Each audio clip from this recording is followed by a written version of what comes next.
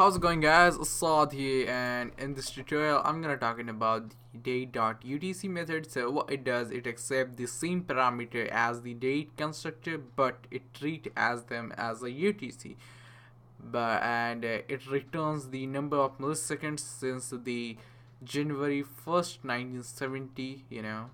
So if you're doing this before that, it's gonna give you the minus timeline. So this is what it does. Now what we're gonna do is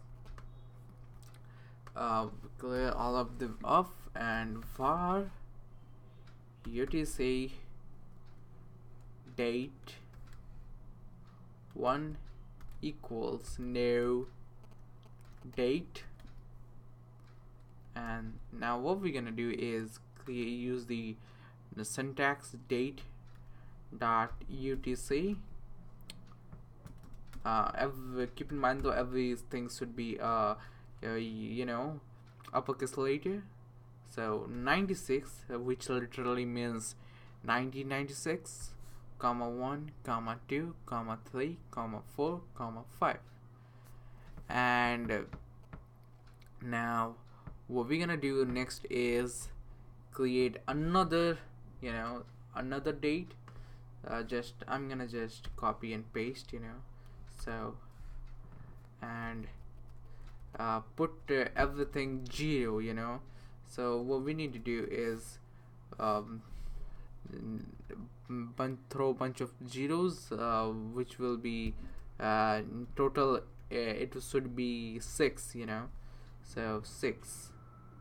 And then what we need to do is log it on a console and use the UTC. Oh yeah, I forgot.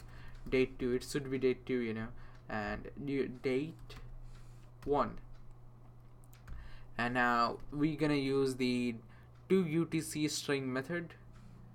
I guess UTC string. It returns the UTC format of the string.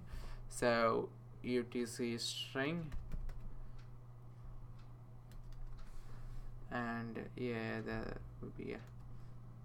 And if you see that, it will give you the Friday to February 1996 and actual time as a GMT. So, and if you want to see this one, what we just need to do is change to date 2, Sunday 31 December 1999 at that, in this location.